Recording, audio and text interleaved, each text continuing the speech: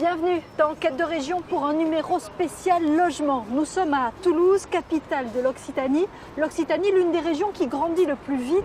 Près de 50 000 nouveaux habitants arrivent chaque année. Et forcément se pose la question du logement. Les grands pôles urbains ne cessent de construire à l'affût du moindre espace à exploiter. Cela fait bien sûr le bonheur des promoteurs. Mais jusqu'où ira cette frénésie du mètre carré ?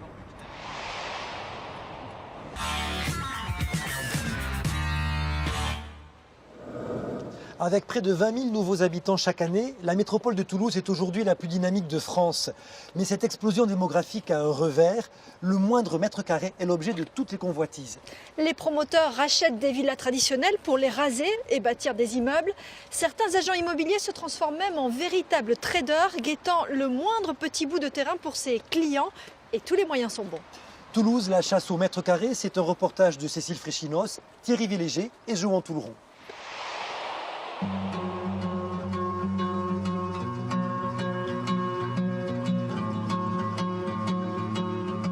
À chaque coin de rue, dans tous les quartiers, en hypercentre ou en périphérie, les logements neufs fleurissent dans la ville rose. Des maisons toulousaines de plein pied disparaissent au profit d'immeubles modernes, dont certains comptent plusieurs étages. Une transformation que des riverains subissent de plein fouet. Il faut imaginer qu'ici, c'était deux grandes allées de cyprès, de ce côté un parc avec 17 arbres. Face à cet urbanisme galopant, difficile de lutter contre les géants de l'immobilier. On n'a aucun poids pour les menacer. On va les menacer de quoi? De retarder un projet pour au final le projet se fasse. Mais ces projets ne représentent pas seulement un business juteux. Ils doivent surtout permettre d'accueillir plus de 10 000 nouveaux Toulousains chaque année. On ne peut pas continuer à Toulouse à se développer comme on l'a fait pendant 50 ans.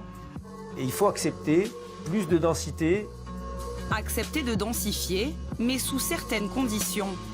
À la mairie, les services de l'urbanisme arbitrent sans cesse pour déterminer le Toulouse de demain. On va demander aux porteurs de projet de revoir un peu son projet sur la forme urbaine. Cette année encore, pas moins de 7 000 logements seront construits et vendus par des promoteurs. Un marché florissant qui fait l'objet d'une concurrence féroce. Quels prix sont-ils prêts à débourser pour acquérir un terrain? Comment trouvent-ils le foncier? Et quelle est la rentabilité de leur projet? Nous avons enquêté sur cette chasse au mètre carré.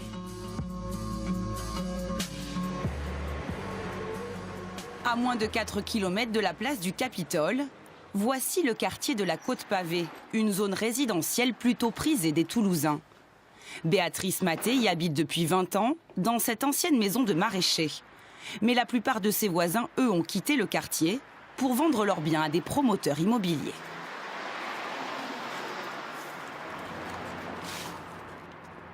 À droite, donc, il y avait une Toulousaine.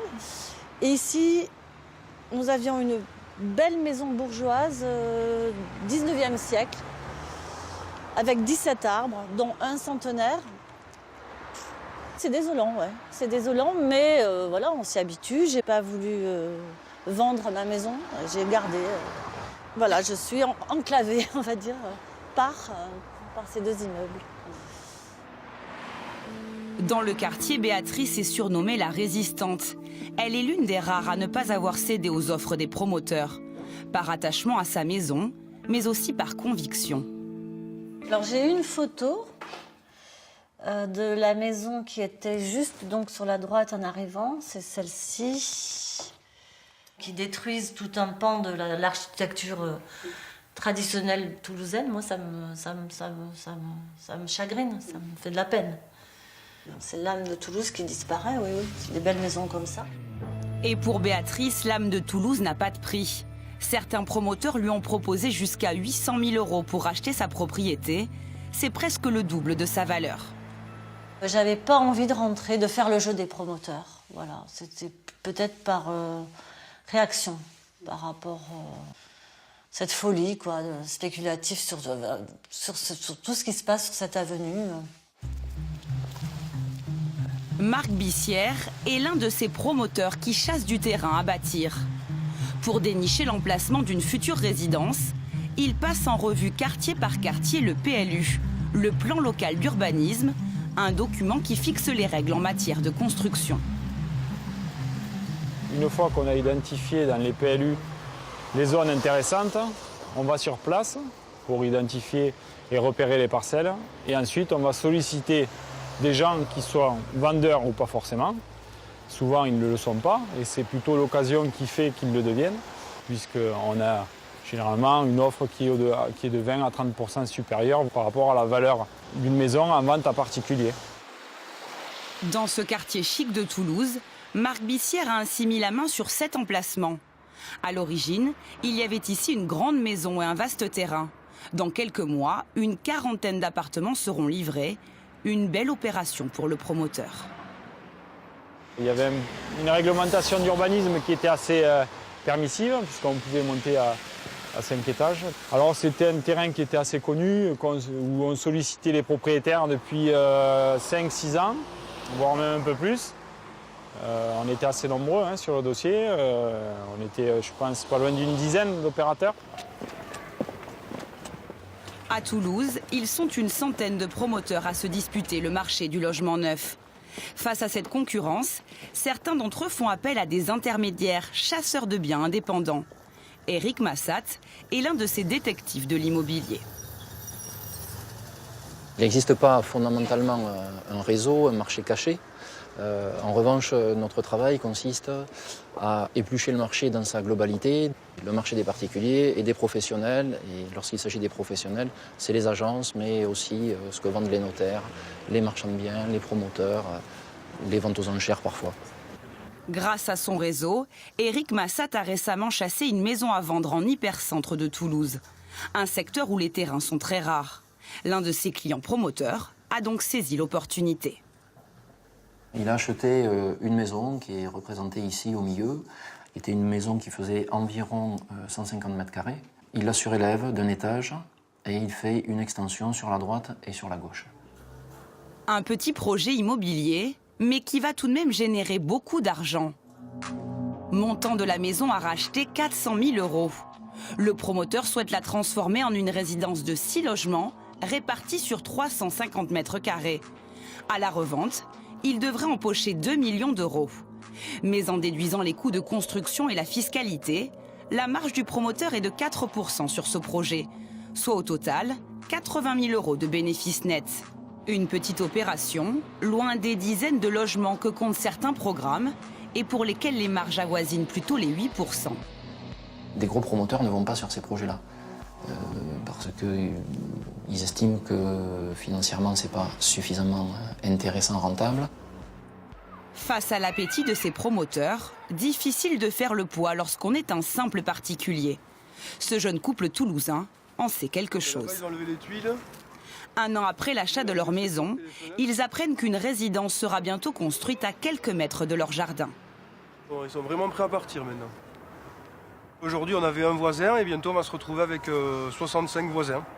Pour s'opposer à de telles constructions, beaucoup de propriétaires déposaient des recours devant le tribunal administratif. La décision de justice pouvait prendre jusqu'à 5 ans, 5 ans pendant lesquels le projet était gelé. Mais depuis l'an dernier, la loi limite l'étude de ces recours à 10 mois et dans 95% des cas, le tribunal donne raison aux promoteurs. Et le mur. La première idée, c'était de s'opposer à ce qui allait être fait. Et après avoir été conseillé, on s'est dit que peut-être qu'il valait mieux avoir une démarche, on va dire, positive, de négocier. Il va y avoir vachement plus de passages. Charles et Marie Bousquet se sont engagés à ne pas déposer de recours et surtout à ne demander aucun dommage et intérêt. Le couple a ainsi gagné une belle contrepartie. Ce qu'on a pu obtenir, c'est de tourner le bâtiment de 180 degrés, afin de ne plus avoir les terrasses qui donnent directement sur notre espace de vie extérieur, mais sur le fond de notre jardin qu'on n'utilise pas ou peu. Toulouse, 4e ville de France, connaît une démographie galopante. Capitale européenne de l'aéronautique et du spatial, c'est aussi une des agglomérations les mieux classées pour sa qualité de vie. Des atouts indéniables qui lui permettent d'attirer chaque année plus de 10 000 nouveaux habitants. Mais la ville rose est aussi la championne de l'étalement urbain, avec seulement 4 000 habitants au kilomètre carré, contre 5 000 pour Bordeaux, sa voisine. Une situation dont Stéphane Aubé a su tirer profit. Car depuis une dizaine d'années, la tendance est au logement collectif. Ça, c'est des choix défaillance pour les salles de bain. Sa société de promotion immobilière fondée il y a 7 ans est aujourd'hui leader sur le marché toulousain. L'évolution de Toulouse, sur 50 ans, on a multiplié que par 4 la population. Et par contre, on a multiplié par 30 l'étalement urbain. Ce qui fait que la hauteur moyenne des constructions sur l'aire urbaine toulousaine, c'est 5,64 m. Donc 5,64 m, c'est une maison à R+1. On ne peut pas continuer à Toulouse à se développer comme on l'a fait pendant 50 ans.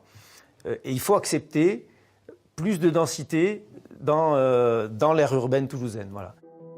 Face aux défis démographiques que doit relever la ville rose, difficile effectivement d'échapper à plus de densité urbaine. Mais la transformation de Toulouse est encadrée de près par les services de l'urbanisme. Le cœur d'îlot, préserver le cœur d'îlot vert. D'accord. Et puis, donc on va demander au porteur de projet de revoir un peu son projet sur la forme urbaine. C'est bon.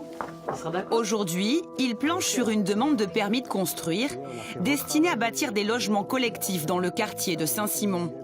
Les promoteurs ont déjà essuyé un refus et présentent cette fois la deuxième version. Sur l'acceptabilité de ce projet, il faut impérativement que ce soit moins dense. Et puis on n'est pas dans la logique de densifier Saint-Simon. Les promoteurs arrivent avec des projets qui présentent encore des densités très fortes. Donc aujourd'hui, ce projet a évolué dans le bon sens par rapport aux souhaits qu'on a émis, puisqu'on va vers des formes qui sont plutôt de la maison individuelle, sauf qu'il reste encore assez peu d'espace paysager. Donc il faut qu'on respecte. Pour changer les méthodes de ces promoteurs un peu trop gourmands, un nouveau document d'urbanisme entrera en vigueur au printemps prochain. Le PLUIH, le plan local d'urbanisme intercommunal, souhaite imposer des règles de construction plus restrictives, quartier par quartier. Le PLUH a fortement baissé les droits à construire. Les élus nous ont demandé d'avoir un PLUH qui effectivement, à des endroits, permet de la densité, parce qu'on peut accueillir, on a toutes les conditions qui sont réunies pour, mais par contre, à d'autres, baisse les droits à construire et donc préserve un peu plus les tissus. Et ça a été vraiment, c'est sans doute une nouveauté aussi du PLUH, il est mieux territorialisé sans doute. Cette année encore, plus de 7000 logements neufs sortiront de terre dans la métropole toulousaine. Une offre foisonnante, boostée par plusieurs lois de défiscalisation qui se sont succédées. Aujourd'hui à Toulouse, plus de la moitié des constructions neuves est achetée sous le régime de la loi Pinel. Des dizaines de promoteurs vantent ainsi les avantages d'un investissement locatif. Il y a plusieurs milliers d'appartements sur la région toulousaine qui sont en cours de commercialisation. Alexandre Yasonovski est gestionnaire de patrimoine sur la place toulousaine. Et pour lui, la règle d'or d'un investissement réussi est l'emplacement. Le centre-ville reste toujours une valeur sûre, mais acheter dans les nouveaux quartiers peut être plus risqué. Je pense que ces nouveaux quartiers, il ne faut pas forcément les écarter, mais on ne sait pas trop comment ils vont devenir, comment ils vont être peuplés dans le futur. Il faut toujours penser, est-ce que ce logement, il est proche d'un bassin d'emploi, proche des commodités, proche des transports. C'est quelque chose qui est très important aujourd'hui quand on fait un investissement locatif. Investisseurs, habitants, promoteurs et politiques, tous ont un rôle à jouer dans le Toulouse du futur. Mais leurs visions et leurs intérêts paraissent incompatibles. Alors comment trouver l'harmonie entre tous ces acteurs qui peuplent la ville rose ? Il faudra sûrement aux élus bâtir une nouvelle ère afin que l'identité toulousaine ne soit pas sacrifiée sur l'autel de la densification urbaine.